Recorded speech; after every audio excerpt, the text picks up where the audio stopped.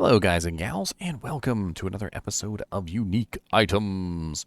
Today I have a blast of a video for you because we're going to be going over the unique item known as Frostwind. Now this is a unique Cryptic Sword, and the unique Cryptic Sword has some pretty nice effects on it. And as we go over it, you might actually want to use this on your character. Who knows? We have a damage of 16 to 254, and this is a Cryptic Sword, so this is already elite, and it cannot be upgraded any further. It has a dexterity requirement of 109, which isn't too bad, a strength requirement of 99, which is not too bad either, and a level requirement of 70, which is pretty high and puts this in the endgame gear category. It has a very nice attack speed due to the 25% increased that is on the weapon. It is also 230% enhanced damage, which does vary from 180 to 230%. So a pretty big variable there on the ED.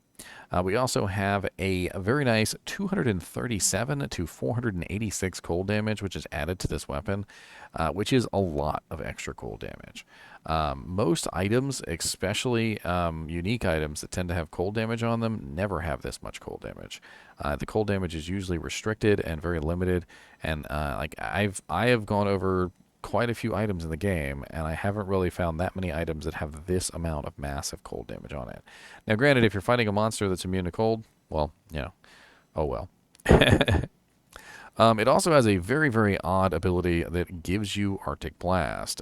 It varies between +7 to +14, and if you do happen to have two of these, you can put both of them on, and you can actually get +14 and +14 on a Barbarian, which would give you a total of, what, 28, level 28 Frost Arctic Blast. As you can see right here, I actually have Arctic Blast on me right now, and it is, in fact, level 31, including my plus to skills and things like that, that are helping it go even higher.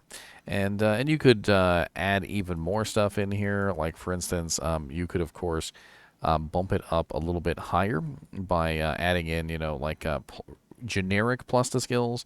So it's important to note that plus to skills have to be generic to add to O skills.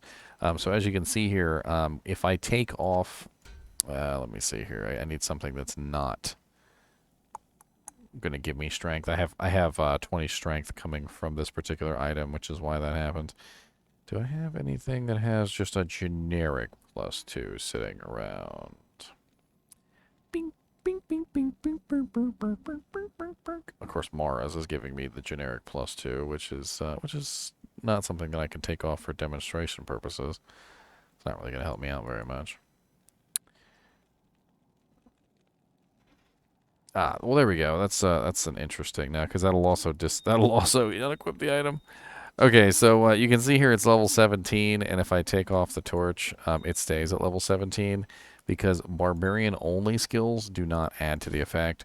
So if you wanted to beef up your Arctic Blast to godlike proportions, you're going to have to do it with generic plus-to-skill equipment, not specific plus-to-skill equipment.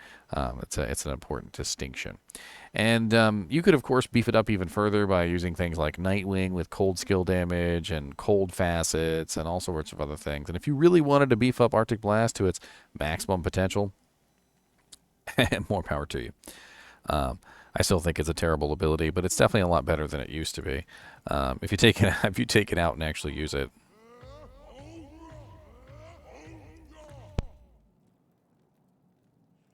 It's kind of funny. As you can see, though, the swords are very pretty. I actually always really liked the way that the Frostwinds look. It's a very nice, like, blue blade. It's kind of hard to get it to shine in the light, though, because it seems to always be in shadow no matter what. I don't know why. Yeah, but it's a very, very nice dark blue. It's pretty cool. But when you put these on, oh, look, it looks even better in the old version of the game. It looks all nice and, look how freaking blue as can be. But when you put these on, you of course get the Arctic Blast skill, and you can actually utilize it to kill things. Now these monsters up here are cold immune. I totally forgot about that. Let me go to River of Flame. There's usually a bunch of fire immunes here, although there are also cold immunes here too.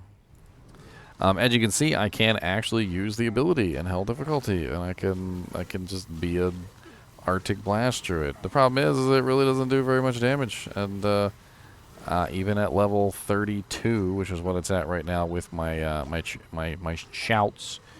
It's not really that amazing. I'm gonna be honest with you. I mean, it's gonna take me quite a while to kill one monster.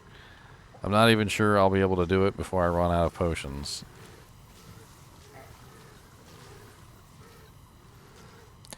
Let me double check and make sure that I'm on what players I'm on after this, just, you know, so we can get an idea of exactly what player count monster this is that I'm fighting. So as you can see there, it took me quite a while to kill one monster with the ability, and it looks like we are in players count 1. So there you go. Not very effective. Maybe if you built into it specifically, if you really stacked on plus the skills, if you got some cold facets, if you put on a night wings, you know, yada yada yada. If you really built into it, maybe it could kill things quickly, but I just don't think it's going to be worth it. Frostwind also has a very nice freezes target +4. Now, there are very few items in the game that have a high amount of freezes target, and if you actually go over them, you will find that Frostwind is one of the highest freezes target items in the game. It can be paired along with things like an Exile Shield for a little bit more freezes target. You could put on Ice Blink. You could put on a couple various items here and there to increase the amount of the freezes target.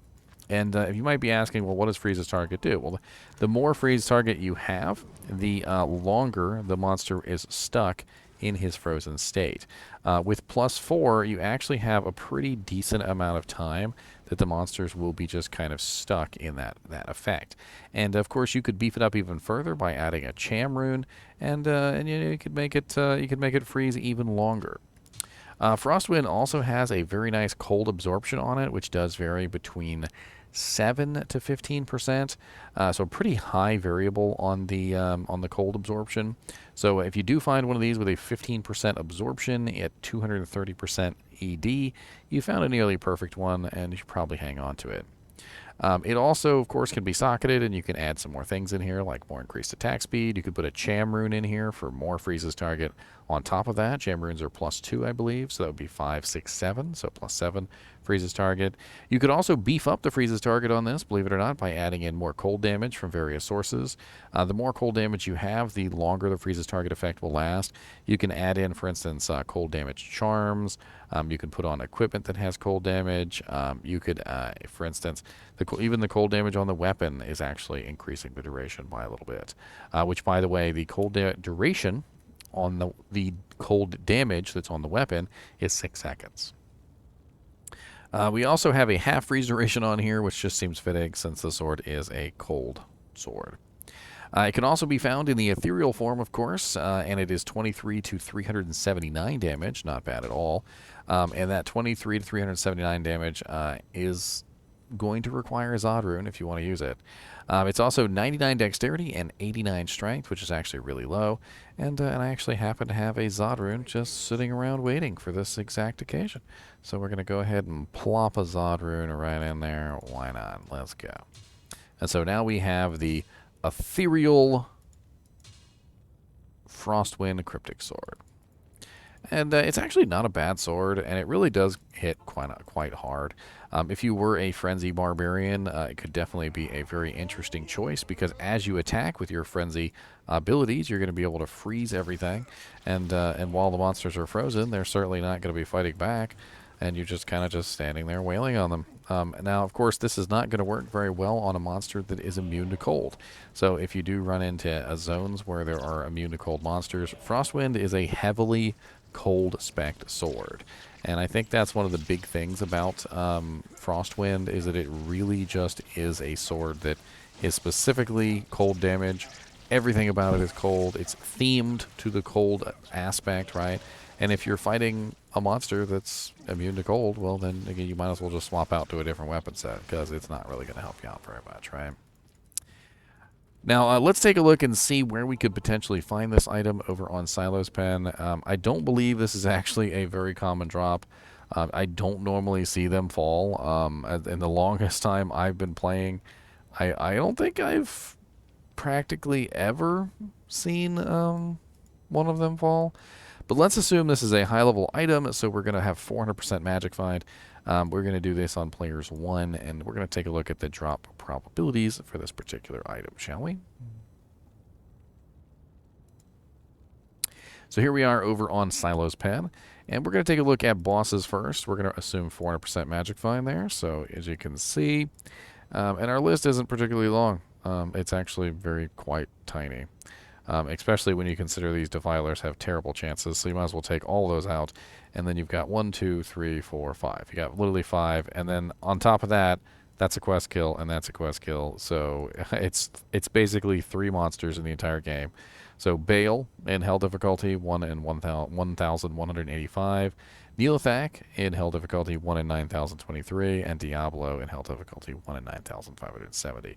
So it really does look like Bale is probably your best bet as far as bosses, with Diablo following up behind in second. Not a very good second either. As far as super uniques go, it does look like Pendle has a decent chance at 1 in 10,000. Frozenstein is a little bit hard to get to, but Thresh Socket's not bad, 1 in 10,000.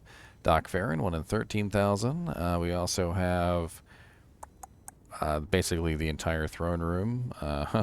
Akmel the Curse, Bartuk the Buddy, Bartuk the Buddy. That's right, he is a friend.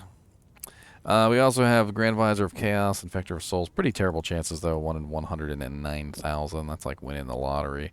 Same thing for Eldritch, Shank. Those are pretty awful chances. So it does look like Pendleskin, though, is a pretty decent chance.